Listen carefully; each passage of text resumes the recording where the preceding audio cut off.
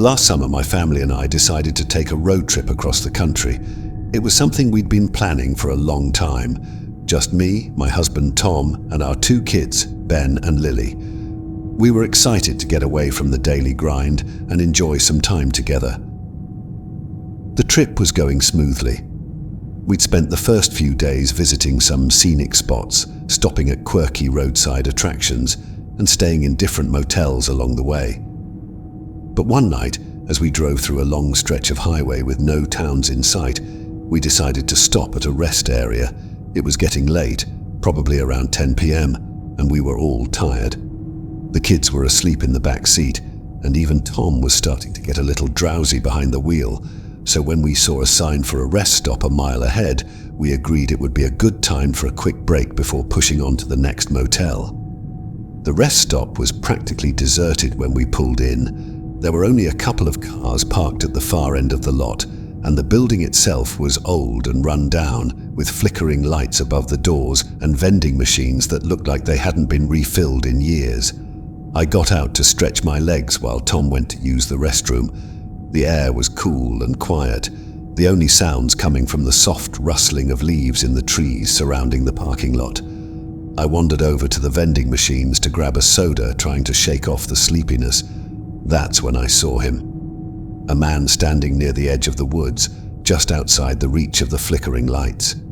He was far enough away that I couldn't make out his features, but I could see that he was facing me, standing perfectly still. He wasn't moving, just watching. A chill ran through me. I glanced around the parking lot, but there was no one else in sight. The other cars were empty, and the only sound was the faint hum of the highway in the distance. I looked back toward the man, hoping I had just imagined him, but he was still there. I felt my heartbeat quicken. Something about the way he was standing there, motionless, watching me, made me deeply uncomfortable. I quickly walked back to the car, slipping into the driver's seat and locking the doors. I kept my eyes on the man the entire time, but he didn't move. He just stood there, half hidden by the shadows of the trees. A few minutes later, Tom came back, looking puzzled as he saw me sitting in the car. "Everything okay?" he asked, opening the door and getting in. "There's a man over there," I said quietly, nodding toward the woods. "He's been watching us." Tom turned and looked, but when he did, the man was gone. The edge of the woods was empty. "Are you sure?" Tom asked, glancing around. "Maybe it was just someone stretching their legs or something." "I'm sure," I said, my voice shaking slightly. He was standing there for a while, just staring at me. Tom frowned, but didn't seem too concerned. "Let's get back on the road. We'll be at the motel soon." I nodded, still feeling uneasy, but I tried to shake it off. Maybe Tom was right. Maybe it was just some other traveler passing through. But as we pulled out of the rest stop and drove back onto the highway, I couldn't stop thinking about the way the man had stood there, so still, so focused on me. We drove in silence for a while, the kids still asleep in the back, and I kept my eyes on the road ahead. But after about 15 minutes, I couldn't help myself. I glanced into the rearview mirror. My heart sank. The man was standing by the side of the highway, far behind us now, barely visible in the darkness. But he was there, standing just beyond the guardrail, watching us as we drove away. I didn't tell Tom. I didn't want to scare him, and I didn't want to scare myself any more than I already was. But I knew what I had seen. Somehow, that man had followed us, or maybe he had never left. Either way, the way he stood there, always watching, was enough to make me never want to stop at a rest area again. We reached the motel about an hour later, and I spent most of the night lying awake, replaying the moment in my head. The way the man had appeared, his motionless figure at the edge of the woods, the way he had reappeared on the highway. I don't know who he was or what he wanted, but I'm just glad we didn't stay any longer at that rest stop. I can't help but wonder, though, what would have happened if I hadn't gotten back into the car when I did.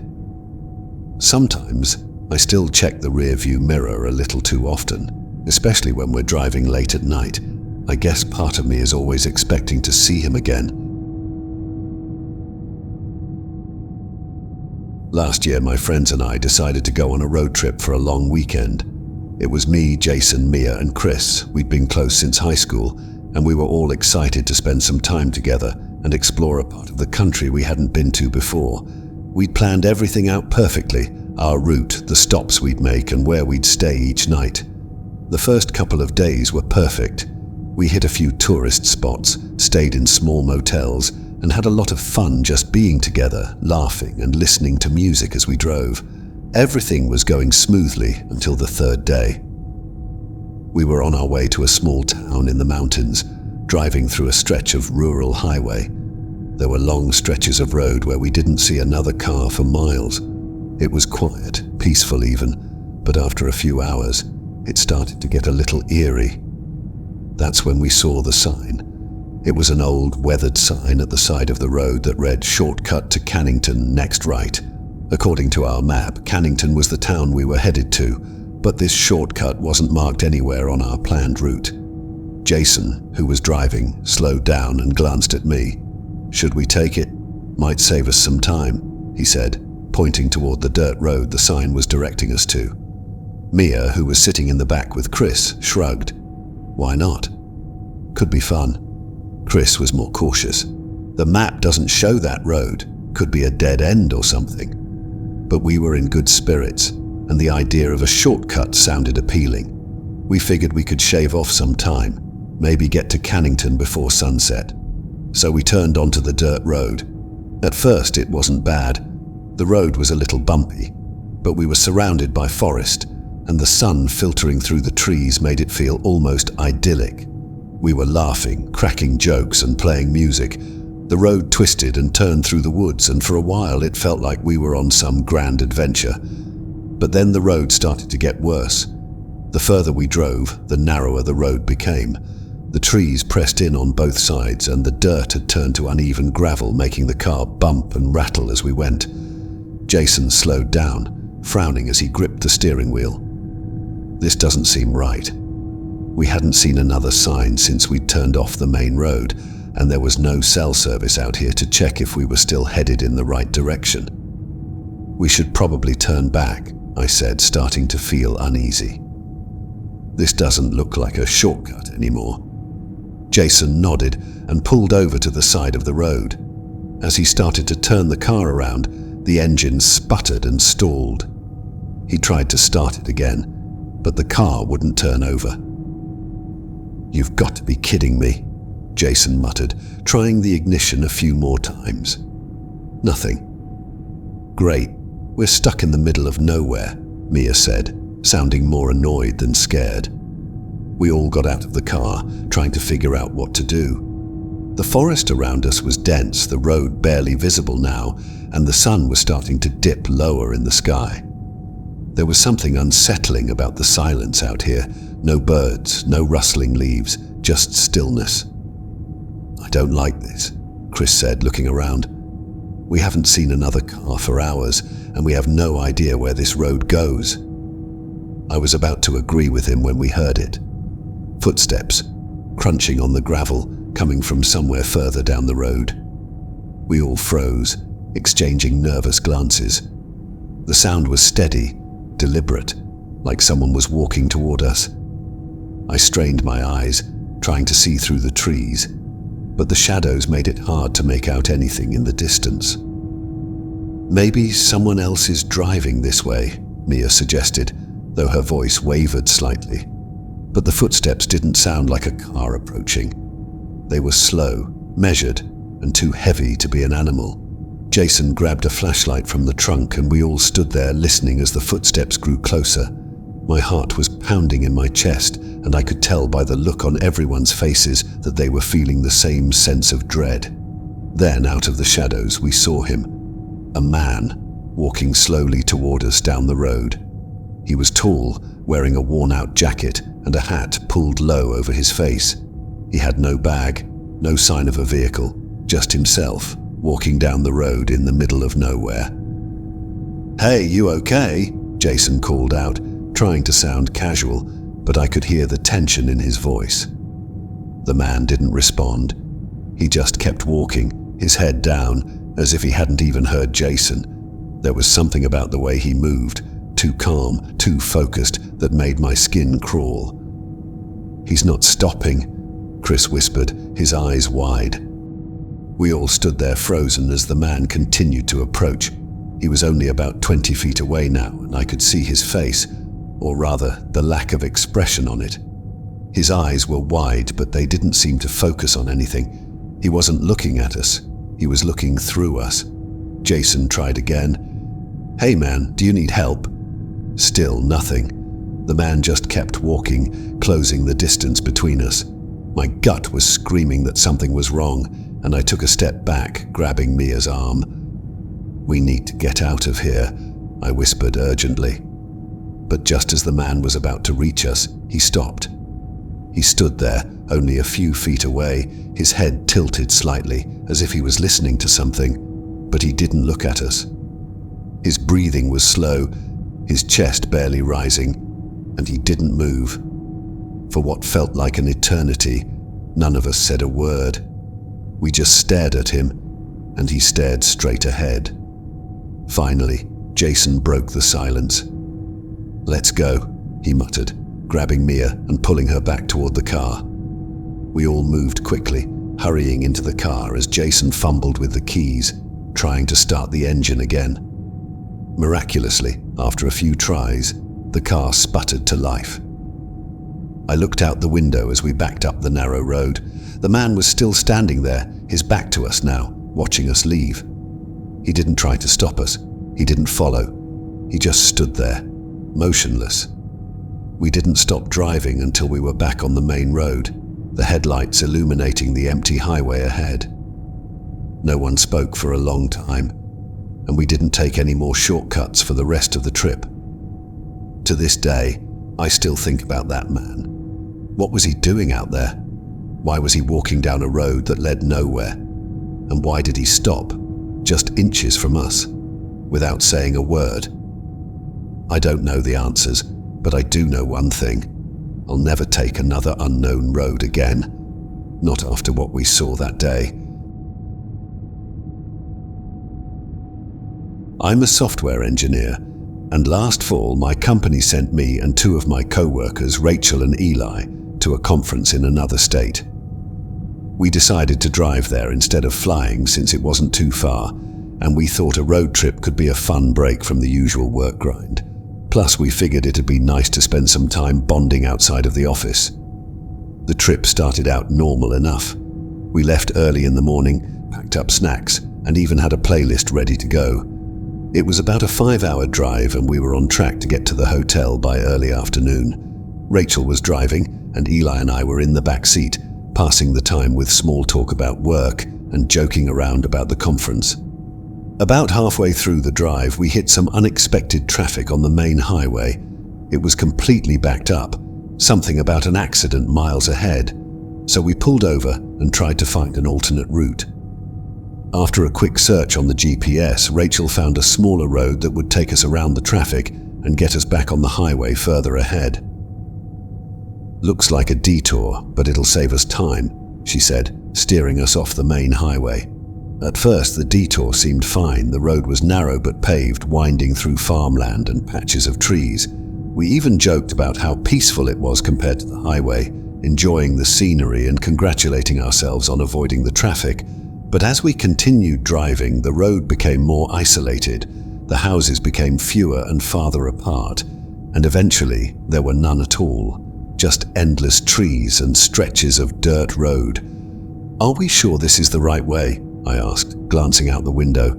The GPS hadn't recalculated or said anything, but I had a growing feeling that we were heading in the wrong direction. Eli leaned forward, looking at Rachel's phone. "The GPS still shows we're on the right track, but we haven't seen another car in a while." Rachel shrugged. "It's fine. We'll hit the highway again soon." But an hour passed, and we still hadn't made it back to the highway. The road narrowed even further, and the trees were starting to close in around us. The sky was getting darker, and I noticed that there were no streetlights or even signs of civilization. Just trees, The GPS signal was getting spotty, flickering in and out. The calm, fun atmosphere from earlier had completely faded, replaced by an eerie tension. And then we saw it. A figure standing in the middle of the road. Rachel slammed on the brakes, and the car skidded to a stop just a few feet away from the man. He was tall, wearing a dirty coat and jeans, his face hidden under a hood. He wasn't moving, just standing there, facing us, as if he'd been waiting for us. "Is he lost or something?" Eli muttered, sounding unsure. We all sat there, staring at the man through the windshield, waiting for him to do something. He didn't move. He didn't wave us down or walk over to the car. He just stood there, motionless, in the middle of the road. "Maybe we should turn around," I whispered, the unease in my chest growing. Rachel nodded and slowly shifted the car into reverse, trying to back up. But just as she started to turn the car around, another figure appeared out of the trees.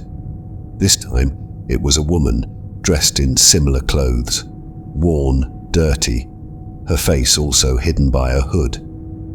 She walked out from the side of the road and stood just a few feet behind the car, blocking our exit. "What the hell is going on?" Rachel hissed, panic rising in her voice. We were trapped. There was no way to turn around without getting closer to either the man in front or the woman behind us. My heart was racing, and I could feel the tension in the car building as the seconds ticked by. "We need to get out of here," Eli said, his voice trembling slightly. "Now." Rachel nodded again, and she started backing the car up even further, trying to put some distance between us and the two figures. But as soon as she did, the man in front of us started walking toward the car. Slowly, steadily he approached, his steps deliberate. Without thinking, Eli reached for the door handle, his instinct to confront the man taking over. But before he could open the door, the man stopped, just a few feet from the driver's side window. He leaned forward, his face still hidden by the shadow of his hood, and tapped on the window. The sound was soft but menacing in the silence of the isolated road. "Drive," I said, my voice shaking. "Just go, Rachel." Rachel didn't hesitate. She slammed her foot on the gas, and the car lurched forward, barreling toward the man in front of us. At the last second, he stepped aside, narrowly avoiding the car as we sped past him. We didn't stop. We didn't look back.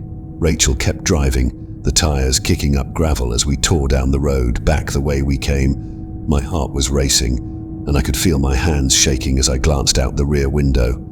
The man was still standing in the road, watching us as we disappeared down the road. We finally made it back to the highway about half an hour later, and none of us spoke for a long time. The tension in the car was palpable, and the reality of what had just happened was sinking in. We never found out who those people were or why they had blocked the road. We didn't report it to the police. We just wanted to forget it, to move on and pretend it had never happened. But I still think about that detour sometimes, about those figures in the woods standing there waiting for us. And I can't shake the feeling that we were never supposed to see them, that we had stumbled onto something we shouldn't have. And I'm just glad we got away when we did. Last summer, my brother Evan and I decided to take a road trip. We hadn't spent much time together lately, life gets in the way, so we thought it would be fun to hit the road like we used to when we were younger. We were heading to visit some extended family out in the mountains, and it was a long drive, about 7 hours. The plan was to take it slow, stop along the way, and catch up on life. We left in the late afternoon, which, looking back, was our first mistake. By the time we were halfway through the trip, it was already dark, and we were in the middle of nowhere. We were driving on some back roads, surrounded by trees and fields with no towns or gas stations in sight. The GPS kept working, but even that was spotty at times. The road was eerily quiet, and there were hardly any other cars out there. It felt like we were completely alone, and the further we went, the darker and more desolate it became. It was around 10 p.m. when we saw it, a light in the distance. At first we thought it was a house or maybe a small town up ahead. Evan was driving, and I was staring out the window, thinking about how isolated we were, when the light caught my attention. It was bright.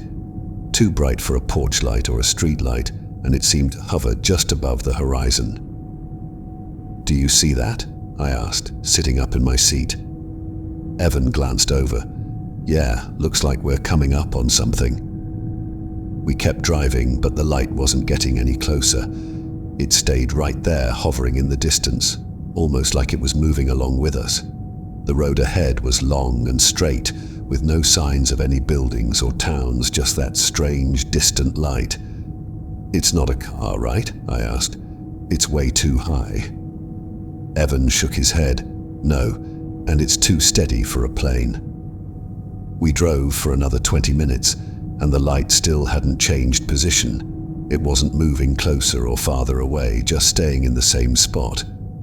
I felt a creeping sense of unease as I watched it, like something was wrong, but I couldn't put my finger on what. "Maybe we should stop," I suggested, glancing at Evan. "See if it moves or disappears." Evan hesitated, but after a few more minutes he pulled over onto the side of the road. The area was completely deserted, just woods and open fields on either side. We turned off the car, and for a moment everything was still.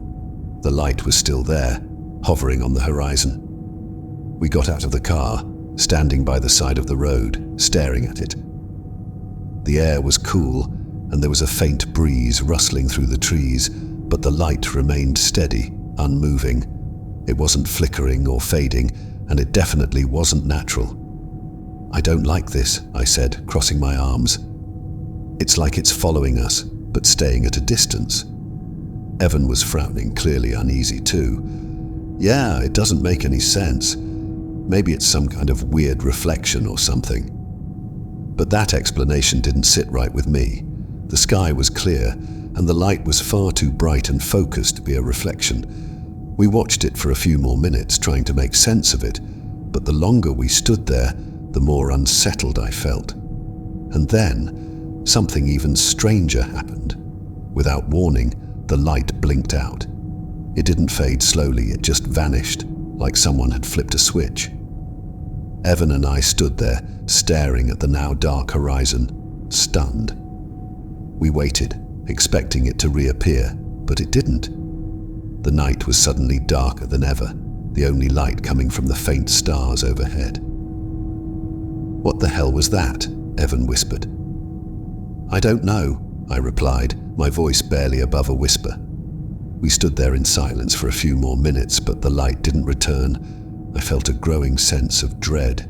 Something was off about that light, something that made me feel like we had just seen something we weren't supposed to. "Let's get back in the car," I said, feeling exposed standing out there on the side of the road. Evan didn't argue. We both got back in the car, locking the doors instinctively. He started the engine, and we drove off, neither of us saying much for the next hour, but the weirdness didn't end there. About 20 minutes after we started driving again, I glanced in the rearview mirror, and my stomach dropped. The light had returned. It was behind us now, far in the distance, but unmistakably the same bright, hovering light. "It's back," I whispered, my heart racing. Evan looked in the mirror, his grip tightening on the steering wheel. "What the? How?" I turned around in my seat, staring at the light as it hovered in the distance just like before. It wasn't getting closer, but it was following us. I felt a chill crawl up my spine, and I couldn't shake the feeling that something was watching us. "We need to get out of here," Evan said, speeding up. For the next hour, we drove as fast as we could down those winding back roads, trying to lose the light. But no matter how far we drove, it stayed there, just on the edge of the horizon, never coming closer, but never fading away. Finally, we reached the highway again, and the light was gone. We drove the rest of the way in silence, both of us too shaken to talk about what had happened. When we got to the hotel that night, we tried to rationalize it. Maybe it was a drone or some weird atmospheric phenomenon, but nothing made sense. It didn't behave like anything we'd ever seen before, and the way it disappeared and reappeared felt too deliberate, too unnatural. Even now, I don't know what we saw that night. We never reported it, never talked to anyone else about it. It's just one of those things that haunts me, a mystery I'll never solve. And every time I drive through that part of the country, I can't help but glance at the horizon, half expecting to see that light again following us.